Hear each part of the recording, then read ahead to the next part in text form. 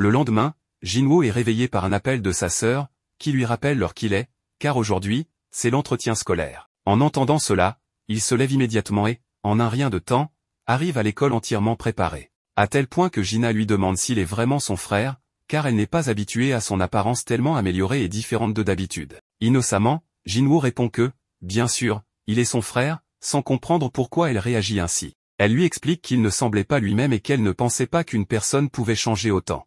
Pendant ce temps, les filles de l'école commencent à admirer le grand charisme de Jinwoo, attirant beaucoup d'attention alors qu'il marche dans les couloirs. Comme prévu, Jina en profite pour lui demander s'il sort avec quelqu'un ou s'il veut qu'elle lui présente une amie. Mais il se contente de lui tirer la joue pour qu'elle se taise. Quand il s'assied avec la professeure pour l'entretien, celle-ci lui explique que Jina est une excellente élève, très polie, et que ses notes sont excellentes, ce qui fait d'elle un exemple pour les autres. À l'école, ils ont pleinement confiance qu'elle pourra intégrer l'école de médecine de ses rêves. Ainsi, la professeure ne pense pas qu'il soit nécessaire de la presser davantage. À ce moment-là, l'entretien pourrait se terminer, mais la professeure pose une dernière question, est-ce qu'il aimerait que sa sœur travaille dans le monde des chasseurs si, un jour, elle devenait l'une d'entre eux?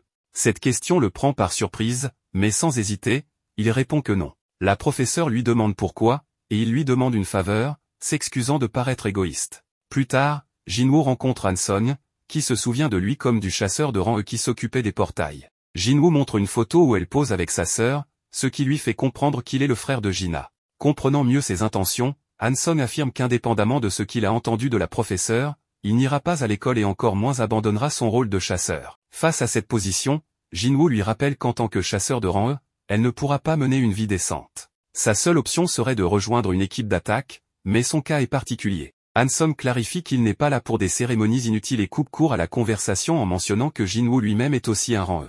Avec calme, Jinwoo lui explique qu'il n'est pas venu lui demander d'arrêter. Au lieu de cela, il lui demande de le suivre. Ensuite, nous voyons l'arrivée de Hwang Dong-so en Corée du Sud, à l'aéroport où se trouve l'association. Il est accueilli par Woo Jin-cheol. En le voyant, Dong-so déclare qu'il ne s'attendait pas à un comité d'accueil de la part de l'association. Jin-cheol lui demande combien de temps il compte rester, ce à quoi Dong-so répond que ce ne sera pas long, car il n'aime pas ce pays. Jin-cheol, souhaitant en savoir plus, lui demande s'il est venu pour ces deux individus en particulier. Dong-so lui demande de ne pas faire semblant de ne pas savoir, car tout ce qu'il veut, c'est qu'il détourne les yeux pendant qu'il fait ce qu'il veut d'eux dans un donjon, en commençant par le rang et ensuite l'autre. Il demande alors si Jin-cheol pense l'arrêter, se montrant impatient de voir sa tentative. Jin-cheol clarifie qu'il ne fait que remplir son rôle. Par ailleurs, Choi discute avec Go-gun sur les fourmis ailées qui pouvaient voler. Bien qu'elles puissent voler, leurs corps sont tombés dans la mer. Il semble qu'elles ne peuvent pas parcourir de grandes distances pour le moment. Avec cette information, Go-gun décide de les étudier davantage, estimant qu'il est encore trop tôt pour tirer des conclusions. Plus tard dans la nuit, Jinwoo arrive à un portail accompagné de Han-sung, où ils rejoignent Sang-min et Ki-chul, membres du département de gestion de la guilde White Tiger. Les deux sont ravis de le voir, car ils ne s'attendaient pas à recevoir une demande de sa part. En voyant Han-sung, ils supposent que c'est la personne qu'il veut entraîner, ce que Jinwoo confirme. Sang-min explique alors qu'il a demandé de l'aide au bon moment. Ils ont annoncé qu'il allait apparaître plusieurs portails dans cette zone, et un portail de rang a même récemment émergé, ce qui semble assez intéressant. Cependant, leur conversation est interrompue par l'un des chasseurs, car ils doivent se hâter à cause du portail devant eux. Il s'excuse et informe Jinwoo que cet homme est Kim-chul, un chasseur de rang A, qui agit comme un tank. Cette fois, il s'agit d'un entraînement pratique pour les membres les plus récemment intégrés. Kim va soutenir l'armée en tant que chef d'équipe d'attaque. On peut voir Kim se plaindre de ne pas être la nourrice de deux chasseurs de rang E, faisant référence à Jinwoo et à Han-sung. Ensuite, Sang-min annonce que l'équipe est composée de chasseurs de rang A, 5 de rang B et 2 de rang C, soit un total de 8. Avec les chasseurs de rang E, cela fait un total de 10. À partir de là, Ki-chul lui suggère de se limiter à observer pendant cette mission, car l'idée est que les nouveaux participants soient impliqués, ce qu'il accepte sans problème, puisqu'il avait cette intention dès le départ. Lorsque tous entrent dans le portail, celui-ci commence à subir un changement assez agressif. Jinwoo se rend compte de ce qui se passe et prend immédiatement la main de Han-sung pour tenter de sortir, mais le portail l'en empêche. Il peut à peine leur dire d'alerter l'équipe d'attaque principale avant d'être contraint de rester dans le portail. Très vite, on informe par radio le chef de la guilde White Tiger qu'un portail de rang C est devenu un portail rouge. Jinwoo comprend immédiatement la gravité de la situation et décide de s'y rendre immédiatement. Ensuite, l'équipe se rend compte que le portail d'entrée n'est plus entouré que d'une forêt enneigée. Kim leur indique qu'il s'agit d'un portail rouge. Comme Han-sung ne sait pas ce que c'est, Jinwoo lui explique que, contrairement aux portails normaux, lorsqu'on entre dans un portail rouge, toute communication avec l'extérieur est coupée. On ne peut sortir qu'en vainquant le boss ou en trouvant une brèche dans le donjon, et on ne peut être aidé depuis l'extérieur. De plus, les monstres de ce portail sont plus forts que le rang prévu. Soudain, une flèche est tirée et atteint un des chasseurs à la tête, le tuant sur le coup. Une autre flèche, qui vise Hanson, est interceptée dans les airs par Jinwoo. Il réalise que ce sont des elfes de glace. Jinwoo, après les avoir analysés, les considère comme dangereux, car à cette grande distance, il est difficile de les voir. Apparemment, leurs attaques visent principalement les plus faibles. À ce moment-là, Kim prend la parole pour informer tout le monde que le portail rouge est isolé et que son rang est B ou supérieur. En raison de leur rang, ils devront suivre ses instructions pour sortir vivants de cette mission. Cependant, Kim ne juge pas opportun de diriger tout le groupe. Ils seront donc divisés en deux groupes. Il s'avère que Kim a l'intention de prendre les plus forts avec lui et refuse de laisser les membres de rang E se joindre à eux. À l'extérieur, il pourrait être là des mois, que ce soit pour vaincre le boss ou trouver la brèche du donjon. Il faut alléger les charges. Un chasseur de rang B, Park Jin, demande l'autorisation de rester avec le groupe le plus faible, et Kim accepte, supposant qu'il agit par compassion. Park Jin s'approche de Jinwoo pour lui demander si son rang est vraiment celui qu'il dit, car elle a vu comment il a attrapé la flèche un peu plus tôt. Bien que Jinwoo évite de répondre, Park Jin suppose qu'il est de rang A, voire supérieur. Ensuite, Kim indique à Jinwoo et aux autres qu'ils suivront le chemin devant eux, et il leur explique qu'ils vont se rendre dans la forêt. En avançant un peu, Kim leur montre des griffures sur les arbres, faites par des ours de glace. Ils pensent donc que les membres de rang E vont mourir, bien qu'en y réfléchissant un peu plus, ils se souviennent que ce groupe comprend un chasseur de rang B et un de rang C. Il ne comprend donc pas pourquoi ils considèrent Jinwoo comme leur leader. À ce moment-là, des ours de glace s'approchent, mais Kim se met en avant pour les affronter sans difficulté. Pendant ce temps, Park signale à Jinwoo que cette forêt est le territoire des ours de glace et qu'il est dangereux de continuer par ici. Jinwoo répond que c'est précisément pour cela qu'ils ont emprunté ce chemin, si c'est le territoire des ours de glace, ils n'ont qu'à s'occuper d'eux, ce qui est bien mieux que de devoir faire face aux elfes de glace, qui sont plus intelligents. Park reconnaît qu'il a raison, car cela a beaucoup de sens. Jinwoo ajoute que la température est extrêmement basse dans la forêt. Il sort alors des manteaux de son inventaire pour tout le monde. Tous sont surpris de voir qu'il utilise de la magie dimensionnelle, car on dit que même les meilleurs chasseurs qui maîtrisent cette magie ne peuvent sortir que 2 ou 3 objets à la fois.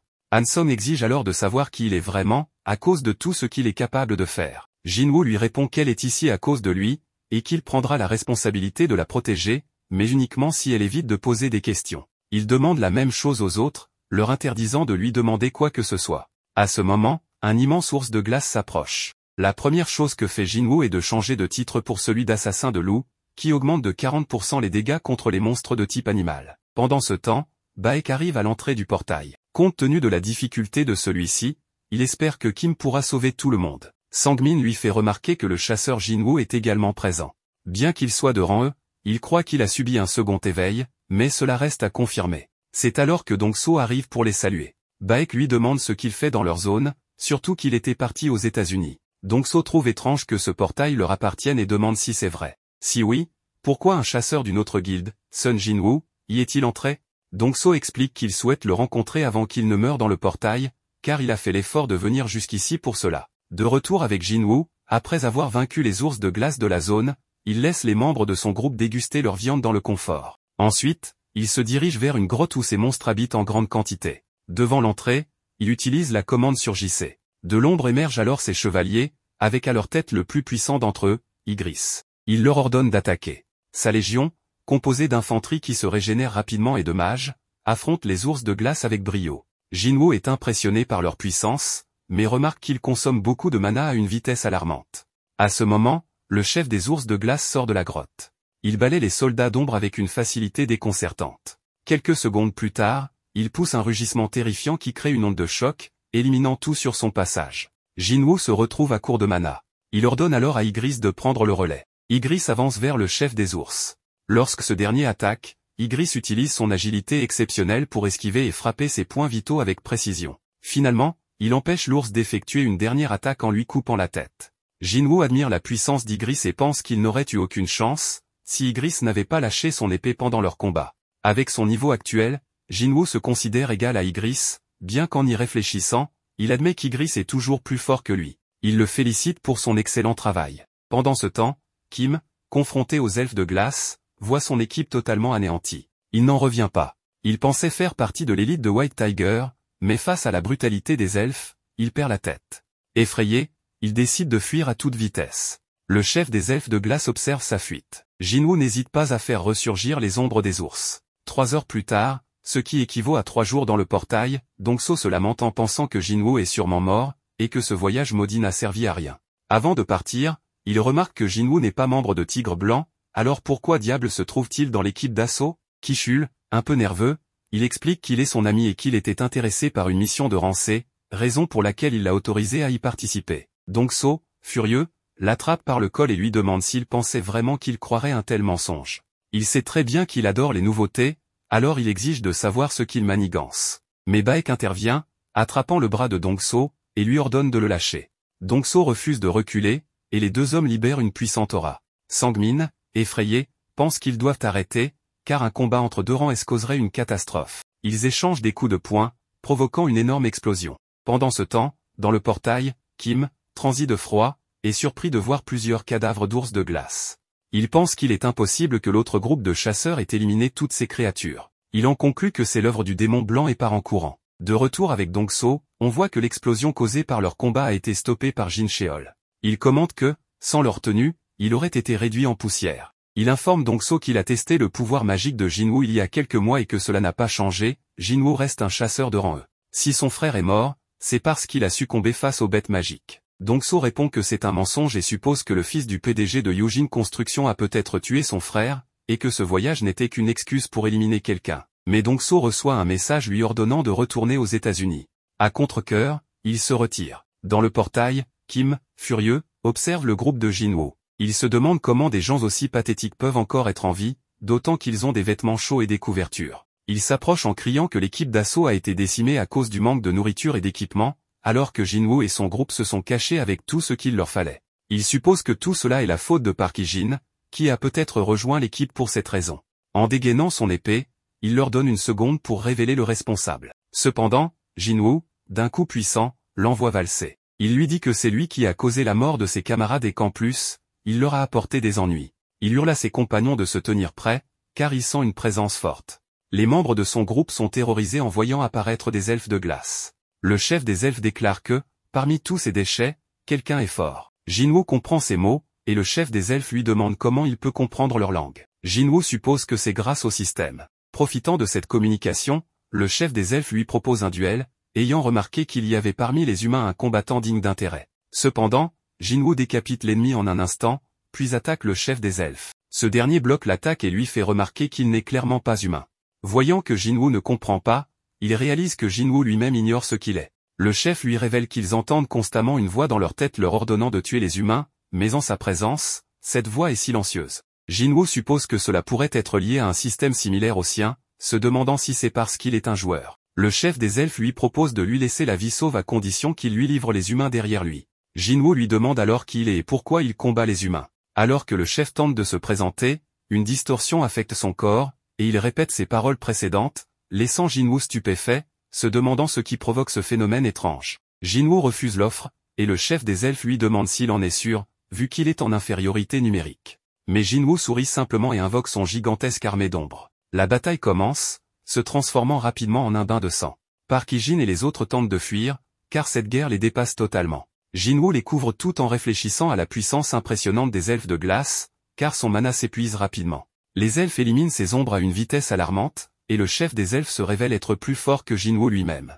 Il doute de pouvoir le vaincre même avec Ygritte, ses soldats réguliers étant insuffisants pour ce combat. Il a besoin d'un pouvoir plus fort. Le chef des elfes se présente comme Baruka, et Jinwoo lui rend la politesse avant qu'il n'entame un combat féroce. Baruka, enthousiasmé, bloque une boule de feu lancée par les mages de Jinwoo.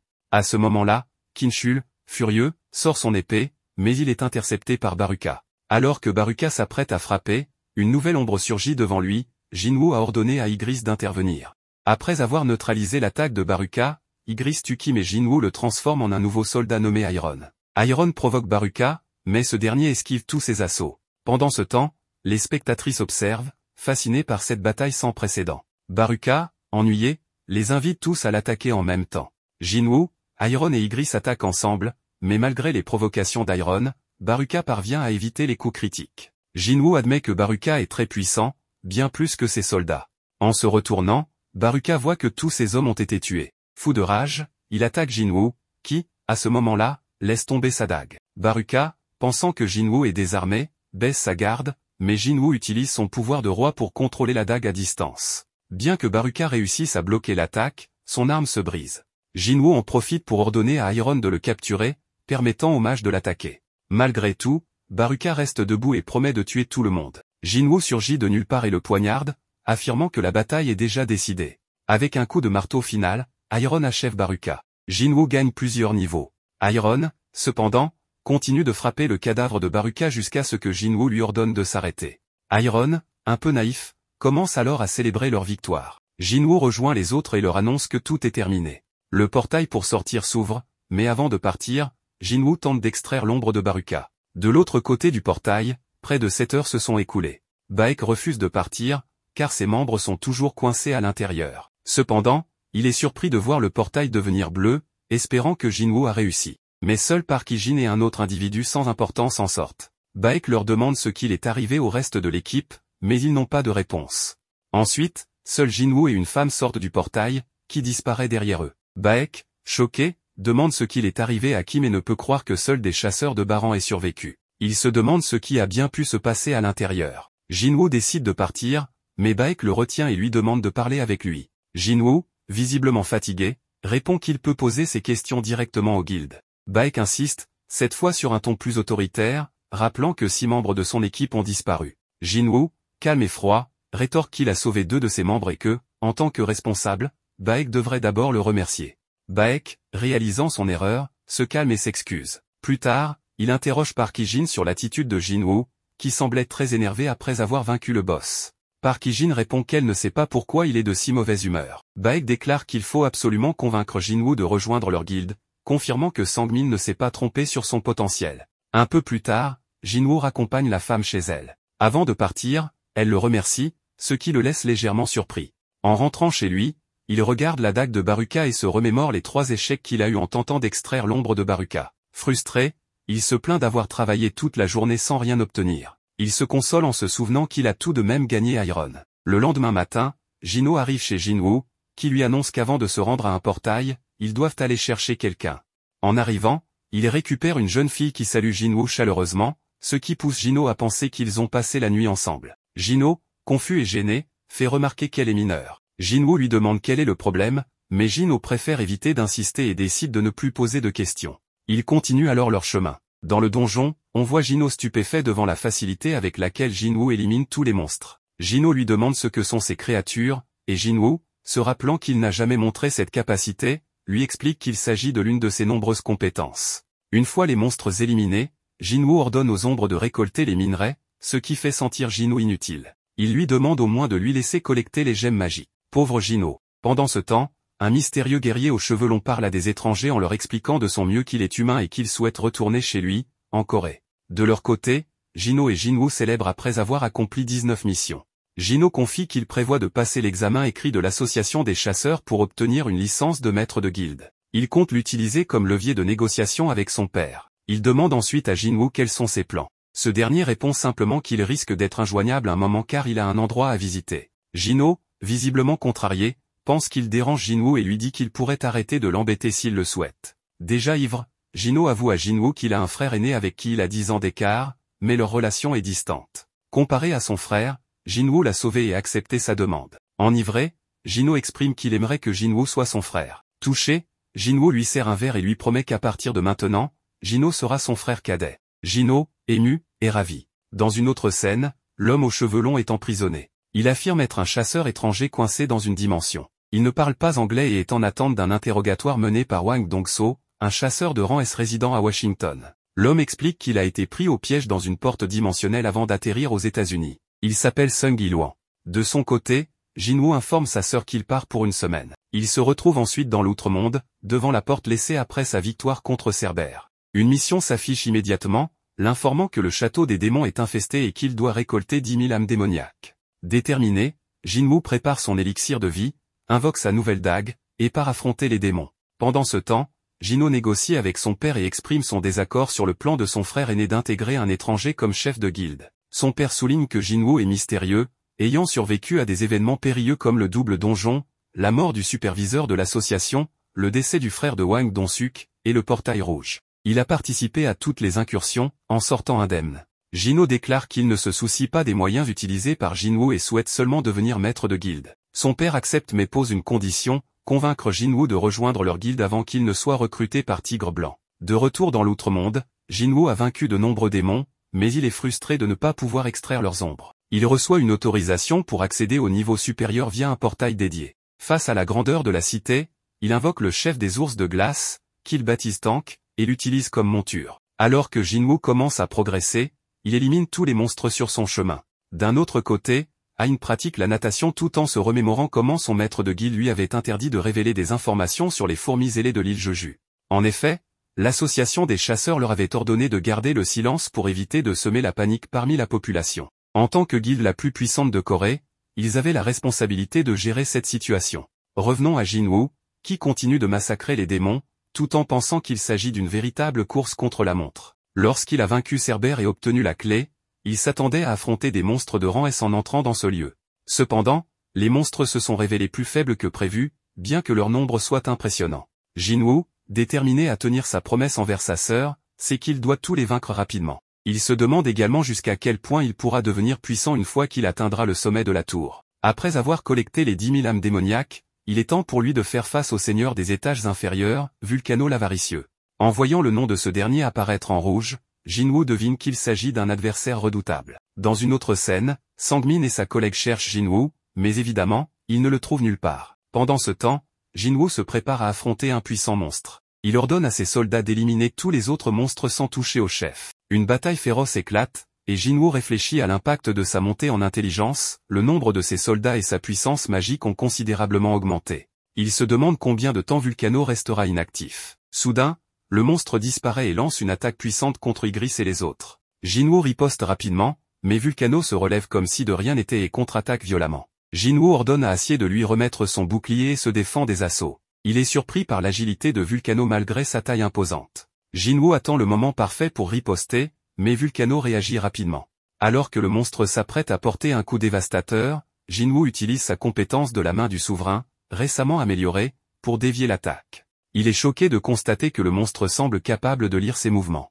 S'éloignant de Vulcano, Jin-Woo cherche un moyen de restreindre ses mouvements. Il grimpe sur un bâtiment et lui tombe dessus en piqué, parvenant à le vaincre. En récompense, il obtient un fragment de l'arbre-monde. Pendant ce temps, Hwang Dong-so rencontre Sung Il-hwan.